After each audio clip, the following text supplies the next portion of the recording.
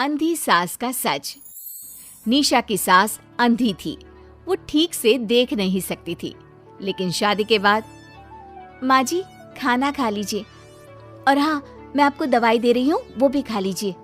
नहीं नहीं बेटा, तू बस खाना बना ले, मुझे अंदाजा है मैं खुद ही खा लूंगी सब कुछ। रोज सुबह निशा की सास की आदत थी। निशा बेटा, सब्जी दे दे, मैं काट देती हूँ। अरे नहीं माँ जी, आपको चाकू लग सकता है। नहीं नहीं बहू, मुझे अंदाजा है कि कैसे काटना है, काफी वक्त से कर रही हूँ ना मैं। वैसे भी डॉक्टर ने कहा है कि थोड़ा बहुत काम करना जरूरी होता है। माँ जी, डॉक्टर ने कहा है तो दे देती हूँ आपको, लेकिन मेरा मन नहीं मान रहा।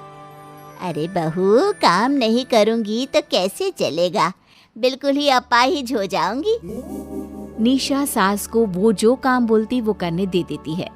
एक दिन निशा की सहेली का फोन आता है। सास सुन रही होती है कि वो किसी से बात कर रही है।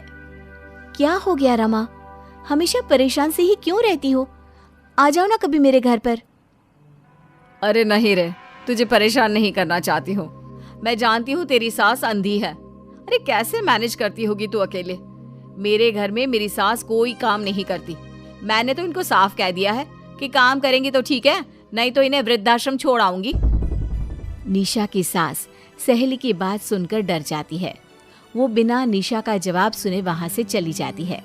सास के जाने के बाद निशा कहती है, अरे नहीं, मेरी सास तो पूरा काम करती है। वो सब्जी काट देती है तो मैं छोंक देती हूँ, वो आटा गूंथ देती है तो मैं रोटी बना देती हूँ। अरे माँ जी तो झाड़ू भी इतना अच्छा लगाती है कि किसी को लगे ही नहीं कि किसी अंधे इंसान ने झाड़ू लगाया होगा। तू तो किस्मत वाली है। अरे मेरी सास के तो सारे अंग ठीक होने के बाद भी मगरमच्छ की तरह पसरी रहती है, सारा दिन सारी रात। अरे पता नहीं बुढ़िया को इतनी नींद आती भी कैसे है। खैर, वक्त बीतता है और एक दिन निशा मोहल्ले में पति के साथ जा रही होती है कि सास की सहेली मिल जाती है। अरे आंटी कैसी हैं आप? कहाँ जा रही हैं? तुम लोगों के घर ही जा रही हूँ बेटा, तेरी माँ ने बुलाया है, कह रही थी बहुत जरूरी काम है। वैसे तुम लोग कहाँ जा रहे हो? हम मेरे मायके जा रहे हैं। अच्छा, आप मम्मी जी के पास रहेंगी तो हम लोगों को कोई चिंता भी नहीं होगी। बेटा बहू चले जाते हैं। सहेली निशा के घर में जैसे ही घुसती है, उसकी सास कहती है, आ गई रीना, जब से अंधी हो गई हूँ तू तो आती ही नहीं घर। अरे क्या बताऊं सीमा, तेरा तो मुझे कुछ समझ में ही नहीं आया। अरे जैसे ही बेटी की शादी हुई उधर तू अंधी हो गई, कैसे? मतलब समझ में नहीं आया। सास जोर जोर से हंसती है। अरे पागल हो गई है क्या? किसी अच्छे डॉक्टर को दिखाना, ठीक हो जाएगी। मन नहीं करता क्या दुनिया देखने का? कल को पोता पोती होंगे, उन्हें कौन खिलाएगा? तेरी भी तो बहू आई है, तेरे भी तो बेटे को बच्चा हुआ, कितना खिला लिया तूने। अरे हमारी तो किस्मत ही फूटी थी। लड़की की पहले दिन से ही डिमांड थी कि सास ससुर के साथ नहीं रहना, चाहे जो हो जाए। अब बोल क्या करती मैं? फिर क्या कर लिया तूने? दोनों आंखें होने के बाद भी परेशान ही है ना? हाँ, पर चल कम से कम दुनिया देख तो रही हूँ ना, तेरी तरह अंधी तो नहीं हो गई। निशा की सास शांत हो जाती है। उनकी आंख से आंसू गिरने लगते हैं। अरे अरे रो मत, क्यों रो रही है? वैसे भी दुनिया में ऐसा कुछ नहीं है कि जो देखा जाए। चालाक बहुएं और ऊपर से वो बेटे जिन्हें बचपन से सीने से चिपका कर पाला, वो भी बीवियों के कहने पर माँ से लड़ पड़ते हैं। तेरी गुलाबी रंग की साड़ी बहुत अच्छी लग रही है, और ये जो चश्मे का फ्रेम है ना, जच रहा है तुझ पर। सहेली शांत हो जाती है। मतलब तू अंधी नहीं है, तू देख सकती है।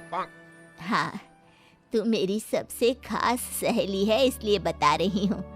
मैं ठीक हूँ, बिल्कुल ठीक। अरे तो फिर अंधी होने का नाटक क्यों कर रही है? दुनिया देख ली है मैंने, देखा है मैंने कैसे सास को देखकर बहुएं रंग बदलती है।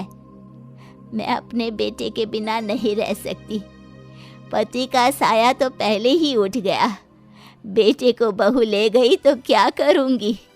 सारा काम कर देती हूँ, वो इसी में खुश है।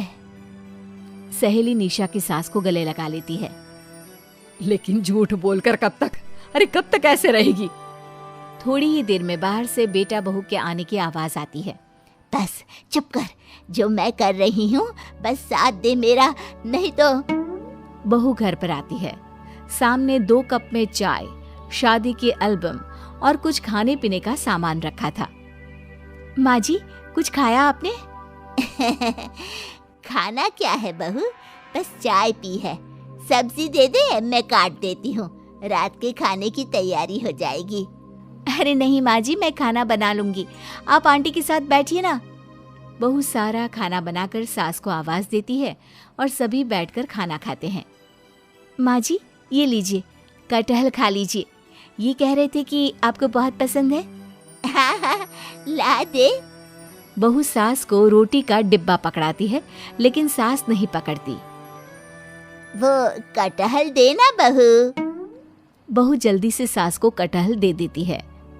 अगले रोज फिर सास झाड़ू लगा रही होती है कि बहू कहती है, माँ जी, आप ठीक से झाड़ू नहीं लगा रही, पीछे देखिए कितना सारा कचरा फैला हुआ है, लाइए मैं लगा देती हूँ।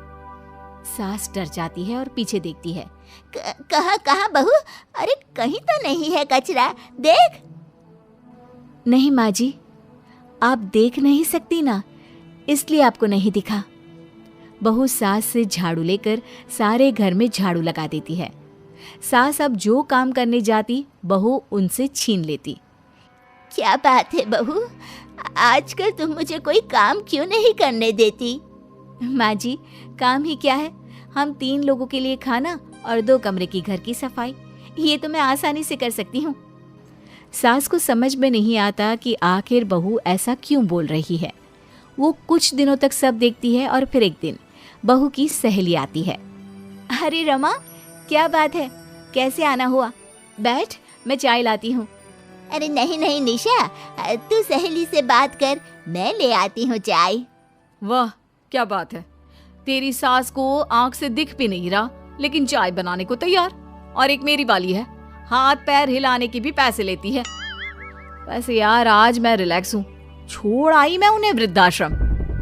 सास डर जाती है और अंदर से चाय बनाकर ले आती है, लेकिन डर के मारे सास के हाथ से चाय की ट्रे गिर जाती है। बहू की सहेली बोल पड़ती है, अरे कुछ काम होता नहीं है तो करती क्यों है बुढ़िया, एहसान दिखाने के लिए? अरे मैं तो कहती हूँ तू भी इस अंधी को वहीं छोड़ा। नहीं नहीं निशा बहू, मुझे माफ कर दे, गलती से ट्रे गिर गई, मैं सारा काम करूँगी, बस मुझे मेरे बेटे से अलग ना कर, मैं नहीं रह पाऊंगी उसे देखे बिना। बस माँ, यही सुनना था। आप देख सकती हैं, फिर भी डर के मारे जो नाटक आपने अंधी होने का खेला, मैं उसे खत्म करना चाहती थी। माँ जी, आप घर की बड़ी हैं, मेरे पति की माँ है, मेरे लिए आपकी जगह भगवान से कम नहीं।